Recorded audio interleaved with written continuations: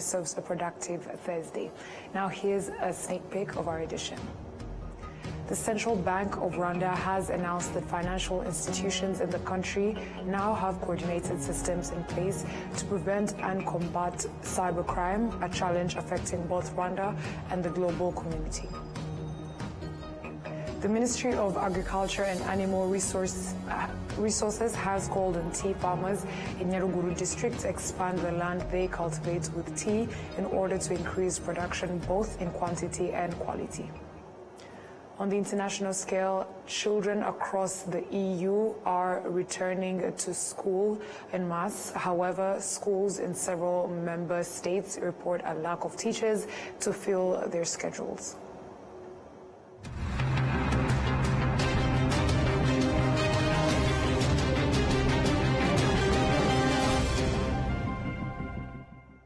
Once again, we're glad to have your company tonight, coming to you straight from the heart of Africa, Kigali. My name is Martina Abera. As we kick things off, the Central Bank of Rwanda has announced that financial institutions in the country now have coordinated systems in place to prevent and combat cybercrime, a challenge affecting both Rwanda and the global community. Many citizens believe that government agencies and private sector organizations must intensify their efforts to track and apprehend individuals using technology for fraud, ensuring exemplary punishment to deter future offenses. A report from the agency responsible for monitoring money laundering and terrorist financing revealed that between 2019 and 2024, Rwanda investigated technology-enabled crimes valued at 93 billion Rwandan francs. Governor Soraya Hakuziyaremye stated that the financial sector has implemented mechanisms to enhance collaboration and strengthen the fight against cyber-enabled crimes. These include two key systems, the Security Operations Center and the Fraud Forum. She further emphasized that 90% of African countries need to make substantial progress in updating and enforcing their legal frameworks, including prosecuting offenders to effectively combat cybercrime. Cybersecurity expert Vivienne Niyomugenga stressed the importance of harmonizing laws across African nations and strengthening their enforcement. The rising threat of cybercrime, including the financing of terrorism, remains a central topic of discussion among stakeholders from various sectors whose day-to-day responsibilities depend heavily on technology. Moving ahead, the Minister of Education told participants at the East African Community Ministers of Education meeting that Rwanda supports the mutual recognition of university degrees awarded by all accredited universities within EAC member states. He also emphasized that tuition fees should be standardized for students across the region. The meeting focused on higher education and universities took place in Kampala from September 9th to 11th. So this has been a very important conference in a sense that it examines what we need to do in order to properly harmonize the education system across the East African region. And for us in Rwanda, we see value in coming together as a community. And we will endeavor to make sure that the resolution that came out of this ministerial meeting, we're actually implementing it. As you heard, the next meeting will be held in Kigali, Rwanda in 2027. So we have taken some of the items that have been highlighted in the ministerial communique, such as making sure that we each recognize degrees from the whole of accredited universities across the community. So this is one thing we are going to endeavor to make sure that all countries adhere to by the time we meet in Kigali, Rwanda in 2 years. You mentioned this issue of harmonization of the fees, the tuition fees. In Rwanda, all the students pay the same, regardless of the nationality. And I think it's the same case for Kenya. However, that's not the same case here in Uganda and in other countries as well. So we want to make sure that when our students, Rwandan students, come to Uganda, they are paying like Ugandans. Because when Ugandan students come to Rwanda, they pay like Rwandans. So I think this is one of the things that came out of the discussion we had at the ministerial level, and it's very consistent with His Excellency the President's commitment that he made in opening this conference. So I think this is one thing that we can really implement, because there is already a political will to do so. So it's just a matter of implementation. The Ministry of Agriculture and Animal Resources has called on tea farmers in Nyaruguru district to expand the land they cultivate with tea in order to increase production both in quantity and quality. This request was made to the farmers during the official inauguration of the Chiweho Tea Factory, which was built at a cost of over $9 million, equivalent to more than 13 billion Rwandan francs. The Chiweho Tea Factory in Nyaruguru district was completed in 2024. It is located in Mata sector and has the capacity to process 50 tons of tea per day. More than 3,200 farmers supply their tea harvest to the factory, praising it for helping them rise out of poverty. The factory, which has now been able to ready for both domestic and international markets. Those in charge of collecting the harvest from tea farmers to supply to the factory confirm that they have set a target of expanding the 720 hectares currently cultivated with tea. That's an injection of about 29 billion Rwanda francs per year into the pockets of farmers. And for us, that's what it's all about. It's about the development of farmers. It's about job creation. It's about the injection of monies into the local economy. That's just going to kickstart other businesses and improve livelihoods. So that's why we're here. And I think it's really noteworthy that in the past 7 years, the poverty level has already come down by 12% in Nyaruguru.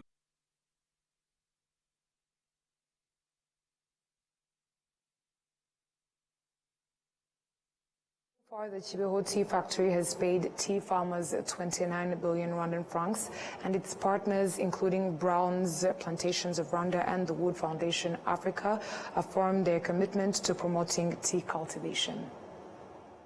We buy their tea, and after taking up their leaf, we are processing it, adding value, and looking for markets for the local tea. So once we get the revenue, 50% of it goes to the local farmer. Agriculture and Animal Resources Dr. Mark Chubahiro Bagabe urged farmers to increase production, stressing that the government is ready to continue supporting them in every aspect. Is that first we've said that we've commissioned a 2,000 metric tons worth of a factory line, and we expect expansion to 7,500 metric tons per year of processed tea. Then we have also said that we are going to have a similar size capacity in the Munini sector as well. So what we should expect, that is $45 million coming into the economy. A big proportion of which will actually come to our citizens, because our citizens are basically the beneficiaries as shareholders. So I think what we should expect is the transformation of the people who are involved in this directly as shareholders, as employees of the company, and a majority of the tea that comes to this factory is actually from the tea. From the outgrowers. It's not from the industrial block. The industrial block, for example, is only 720 hectares. But the factory line, when it's complete, we have got 7,500, will be absorbing over 6,000 hectares. So, meaning that the biggest proportion of the incomes will be coming back to our citizens. And therefore, we expect change. And we are already seeing it, and I think we had testimonies of our people here actually stating that their lives have been transformed. And I think we had a joke of one of the ladies who said that even her body weight changed. She was underweight, but now she's normal weight. The Chibeho tea factory has provided permanent jobs to more than 200 people and has the capacity to receive up to 200 tons of tea per month. Statistics from the National Agricultural Export Development Board, NAEB, which is tasked with promoting the tea sector, show that in the last 7 years, tea exports alone earned Rwanda nearly $1 billion from 238,264 tons exported. In the government's 5-year plan, tea is expected to generate 1,028 billion Rwandan francs. The Ministry of Finance and Economic Planning has launched a program called Rwanda Green Taxonomy, which identifies environmentally friendly activities that are suitable for investment in Rwanda. The initiative is designed to attract international investments that prioritize environmental sustainability. Approved by the government in 2017, the program is based on international standards that outline priority areas for investors seeking opportunities in Rwanda. According to Teddy Mugabo, CEO of the Rwanda Green Fund, the Rwanda Green Taxonomy provides a clear framework for guiding environmentally sustainable investments.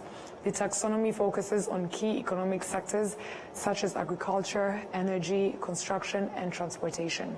It highlights internationally recognized projects within these sectors that can be implemented in Rwanda to help protect the environment and reduce greenhouse gas emissions. Herbert Asimwe, Head of Financial Sector Development at the Ministry of Finance and Economic Planning, noted that these sectors were selected because they form the backbone of Rwanda's economy. He further emphasized that the Green Taxonomy will support Rwanda in achieving its long-term goal of building a climate-resilient, low-carbon economy by 2050. Rwanda becomes the second country in Africa and the second globally to adopt such a framework, and it is also among the first to provide access to related information through a digital platform available on the Ministry of the Finance and Economic Planning's website.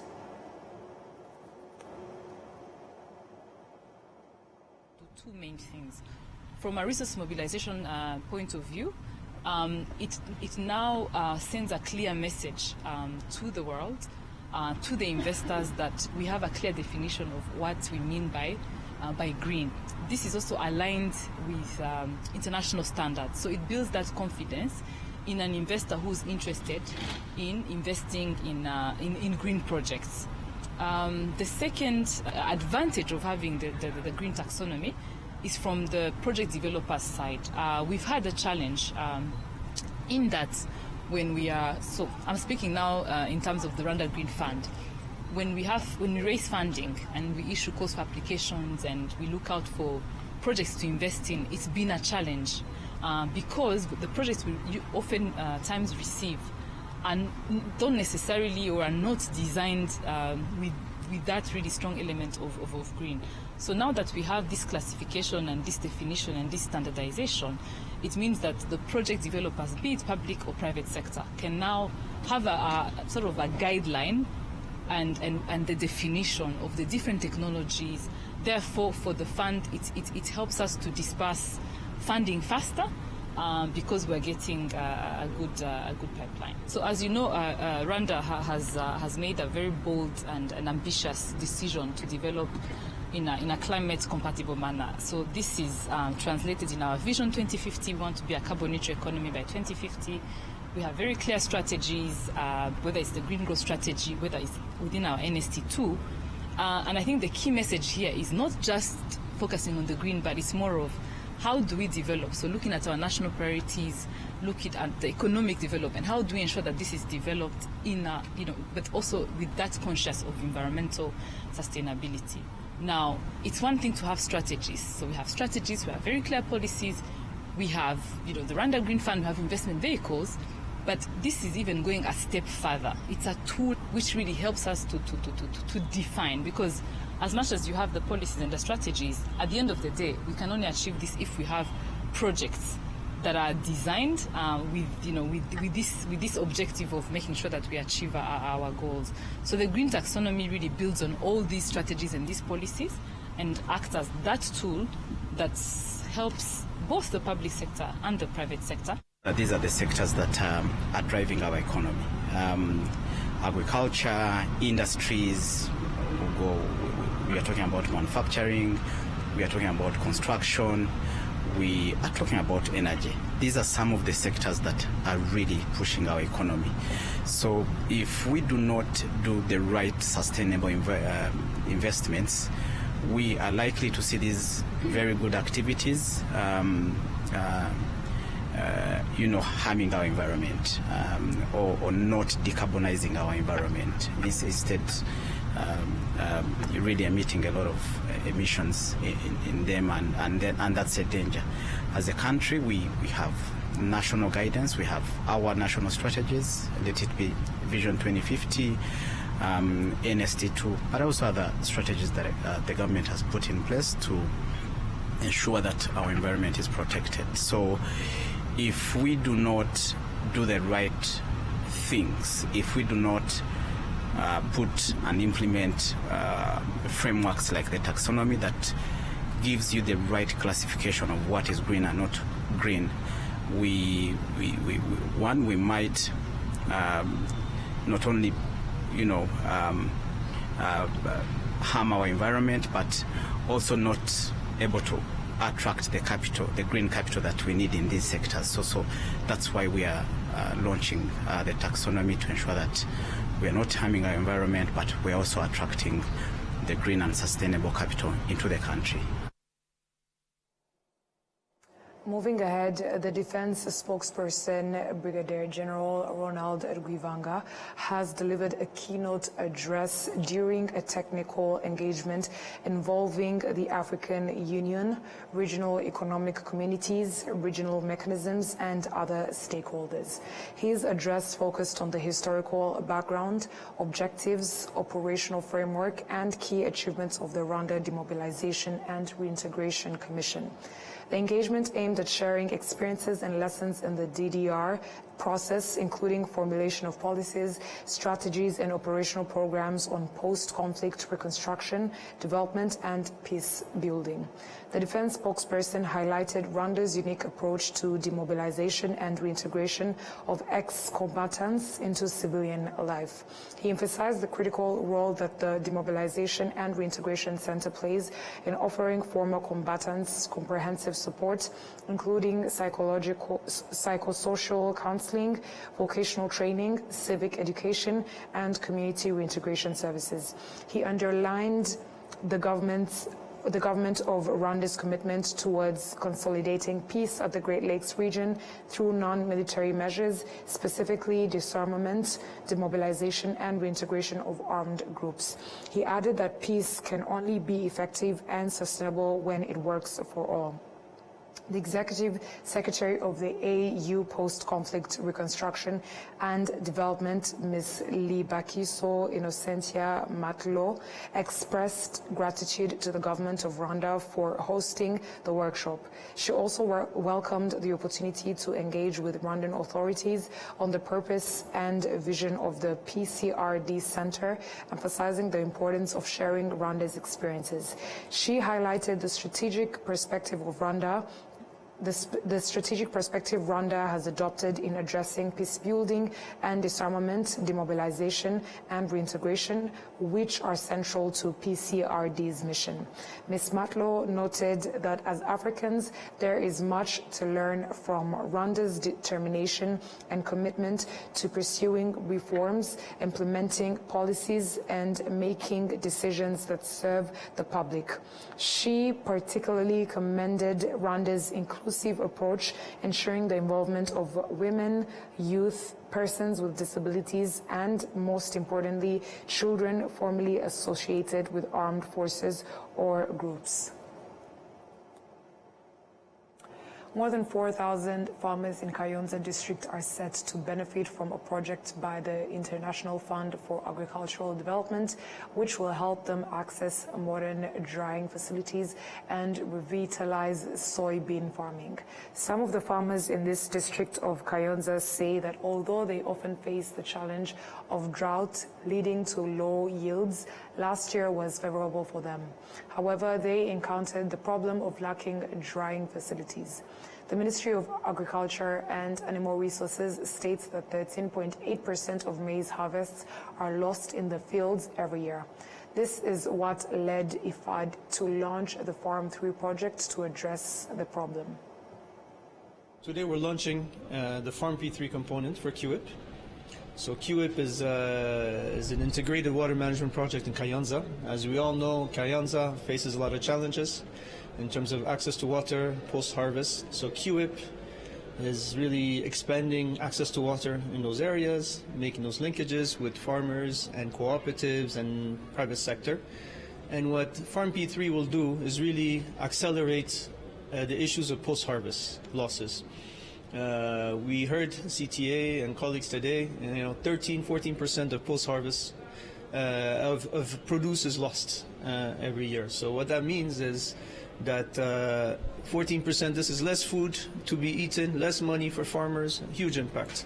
And what 4P3 tries to do is really, first of all, address by buying equipment to reduce post-harvest, drying shelters and other things.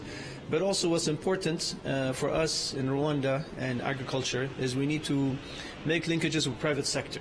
So we build sustainable value chains. So a big component of this is also building linkages with a lot of the private sector.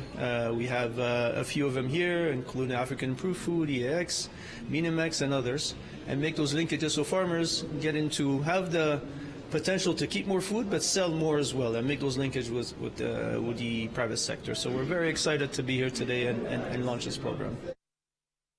The Farm 3 project, which will run until 2026, will build 30 drying facilities and provide 4 maize drying machines to farmers. More than 4,000 farmers will work with the project, which is expected to increase yields and improve the livelihoods of the population.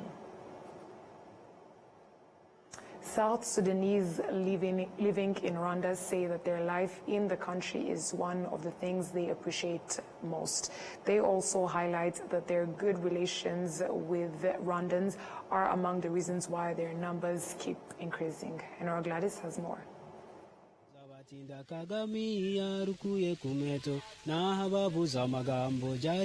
Lino Tony John Alfore has been in Rwanda for a year, pursuing his studies. Outside class, he's often seen on social media, occasionally speaking Kinyarwanda.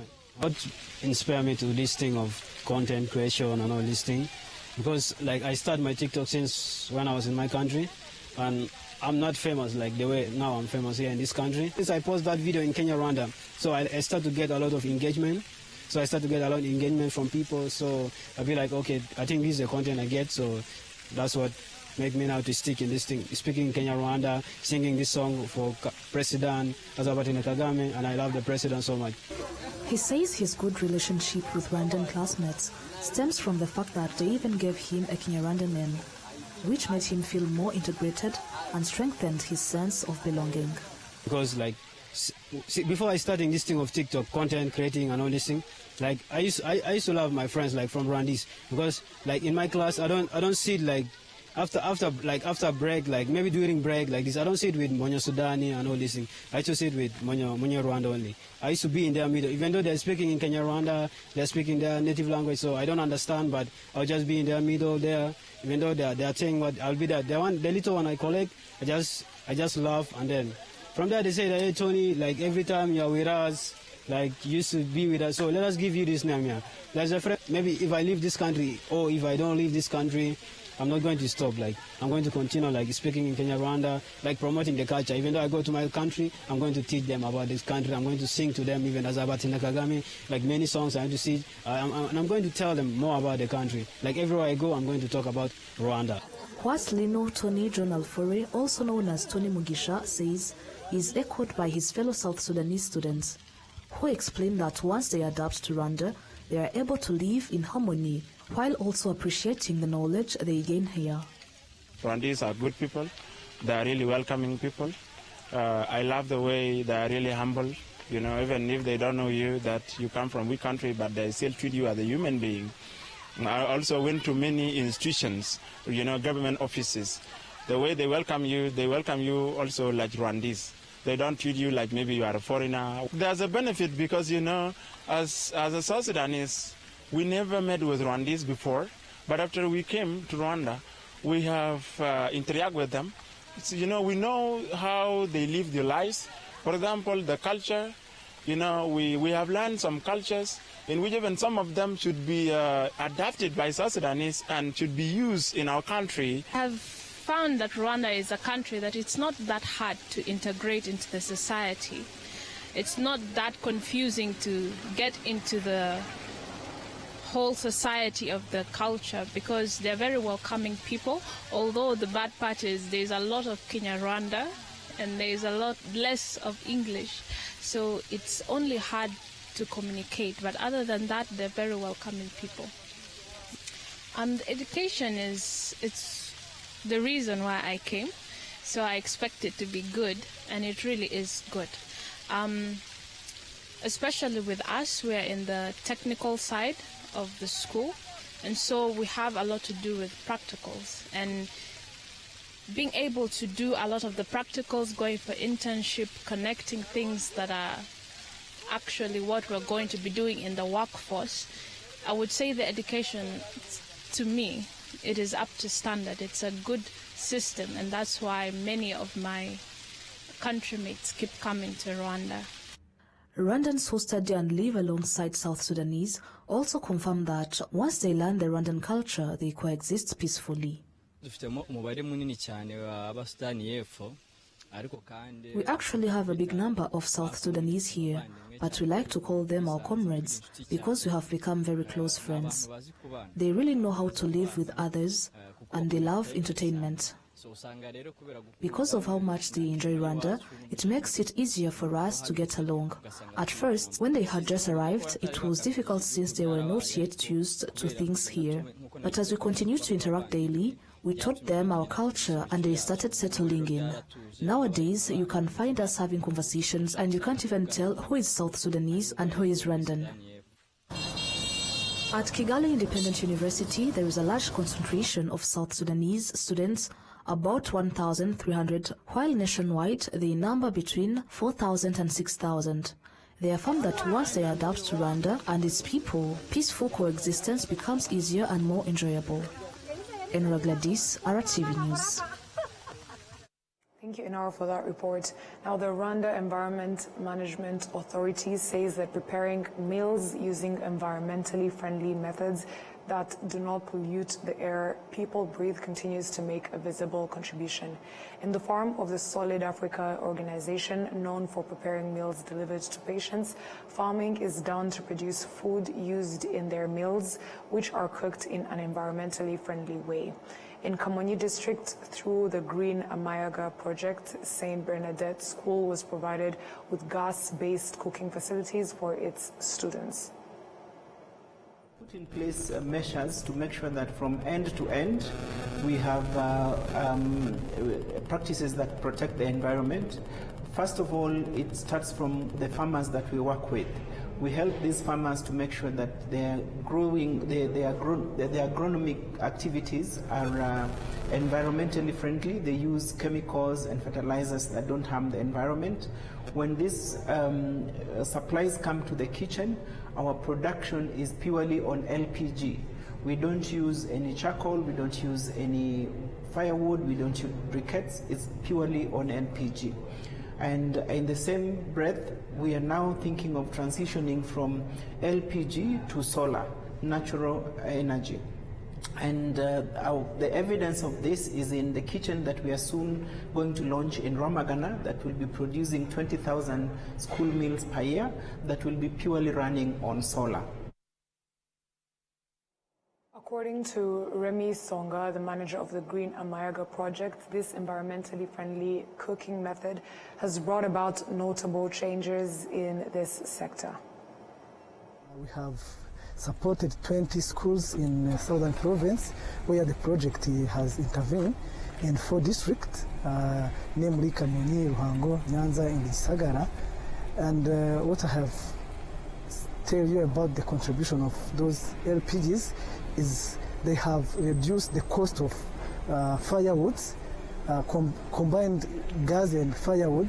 They have reduced the cost used before, and now For instance, for some schools, in average, we have reduced from 4 million Rwandan francs to 2.8 million, the cost of firewood to the cost of gas and combined with firewood.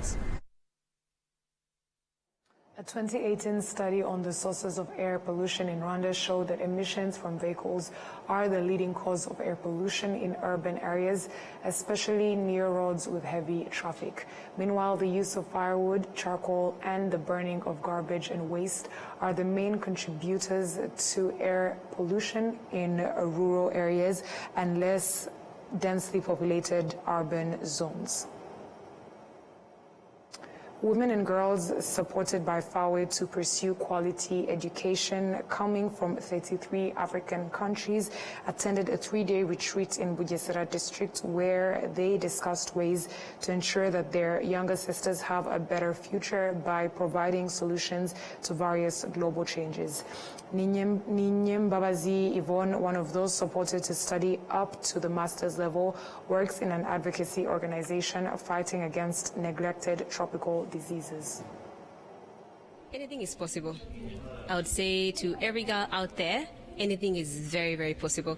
I mean, if you look at my journey, I have been through the most. I've been an escapist of early marriage, of FGM, and through education, I can say education has been my freedom of life. I have been in a position to go to places, literally, from Kenya to South Africa, where I did my undergraduate degree in food science. And there's a fully funded scholarship, that is a MasterCard Foundation scholarship. And then I proceeded, I had an interest in research. So it means, as I said, this convening, it means a lot for me because we have met with different people from over 30 countries from Africa, and they are great people, they are great women, and they are doing a lot from their positions in their countries, and it gives us the inspiration, and it helps us to strive and to continue and to work hard so that we can become also good and impactful women in our societies throughout either in our careers or in the societies that we are living in. And so it gives me that inspiration, the strength to continue working hard and be the person that I want to see in the society. Monica Marika, a Kenyan working at a Hochschule Fulda in Germany, conducting PhD-level research in nutrition science, says that everything is possible for a girl child. Anything is possible. I would say to every girl out there, anything is very, very possible. I mean, if you look at my journey, I have been through the most. I've been an escapist of early marriage, of FGM, and through education, I can say education has been my freedom of life. I have been in a position to go to places, literally, from Kenya to South Africa, where I did my undergraduate degree in food science. And there's a fully funded scholarship, that is a MasterCard Foundation scholarship. And then I proceeded, I had an interest in research. So I know most people are encouraged to go be an engineer or being a doctor. But then the kind of doctor that I wanted was expansion in knowledge, to be a professor, etc. And so research was my field. And so I proceeded to do honors degree as well in University of Pretoria and the MasterCard Foundation, which is actually open currently for people to apply. And then soon after, I went to United States at Michigan State University, where I did part of my master's under the Alliance for African Partnerships. And I was trying to come up with a nutrient-dense flour for porridge, ugali for Kenyans, cookies and crackers that is high in proteins, high in iron, and it's currently actually being advocated to be used for places where there's drought and where there's famine. The Deputy Executive Director of FAWE Africa, Teresa Omondi Adetan, says that FAWE has been a major solution to girls' education across Africa. So in the African continent, we know for a long time in history, girls have been lagging behind. Girls have been left behind in many sectors of their community. So FAI is just one of the organizations that came up with a strategy of educating girls so that they can be able to fairly compete and work in the societal sectors, any of the sectors. So we are here over 3 decades. FAI is more than 30 years old, and we are seeing many girls who we took from marginalized communities who are well performing but didn't have a chance for education, who have gone to school and now are doing meaningful work in their communities. We now have doctors, we have engineers, we have teachers, we have artists, we have many girls who are making changes in their different societies in the different 33 countries in Africa. So far, more than 1,200 female students from vulnerable families who scored highly in national examinations have been supported by FAI Rwanda, the organization promoting girls' education. And that is it for stories on the local scene. We'll be back shortly after this break for the international stories.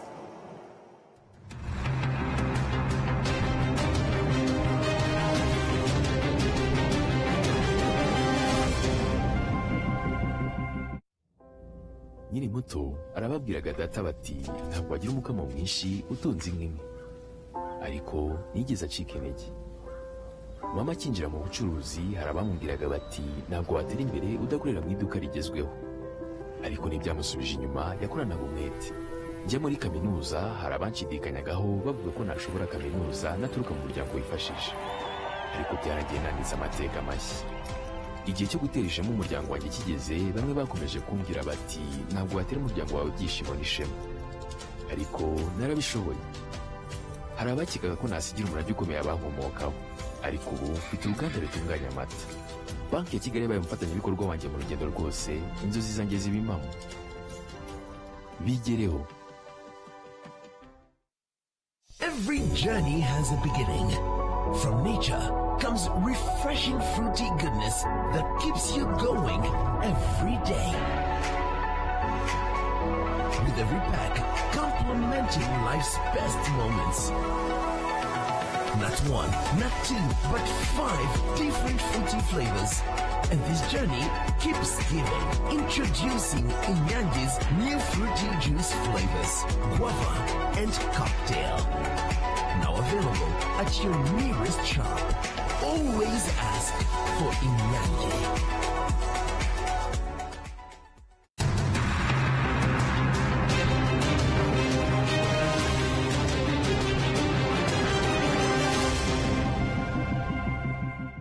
Welcome back to stories making headlines on the global scene. Now, children across the EU are returning to school en masse, and however, schools in several member states report a lack of teachers to fill their schedules. Euronews with the details. As the new school year begins, how is the teacher shortage in the EU impacting the quality of education? Children across the EU are returning to school en masse. However, schools in several member states report a lack of teachers to fill their schedules. France faced a shortage of at least one teacher in more than half of public schools, with 3/4 of middle and high schools reporting an incomplete team. In Portugal, over 3,000 classes do not have a complete schedule, with English, Portuguese and geography classes being the most affected. Meanwhile, in Belgium's French-speaking schools, the problem is most persistent in secondary schools, where up to 1/4 of necessary teachers is lacking. UNESCO assessed that more than 90% of the estimated teacher shortage in Europe and North America is due to teachers leaving the profession. Teacher shortages are costly, impact workloads, and may deter future generations from joining the profession, which can create a cycle of low-quality education, perpetuating educational inequalities. The lack of professionals also has a toll on how much time children spend in class. On average, the total number of recommended hours in full-time compulsory general education is 7,868. However, the total was below average in 22 education systems for the year 2024-2025. And that Euronews story marks the end of our bulletin. Before we close off, let's have a recap of our headlines. The Central Bank of Rwanda has announced that financial institutions in the country now have coordinated systems in place to prevent and combat cybercrime, a challenge affecting both Rwanda and the global community. The Ministry of Agriculture and Animal Resources has called on tea farmers in Nyaruguru district to expand the land they cultivate with tea in order to increase production both in quantity and quality. On the international scale, children across the EU are returning to school in mass. However, schools in several member states report a lack of teachers to fill their schedules.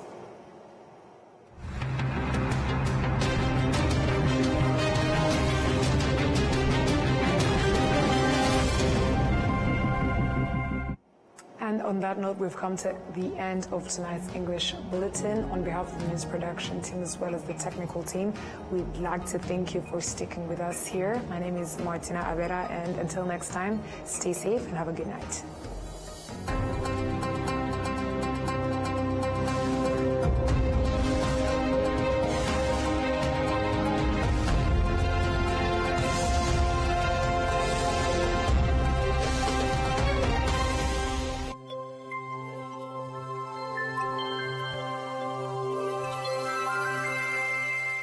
umugoroba mwiza kuri mwese mudukurikiye tubahaye ikaze ku makuru y'iteganyagihe mwateguriwe n'ikigo cy'u Rwanda cy'ubumenyi bw'ikirere Meteo Rwanda. Ni amakuru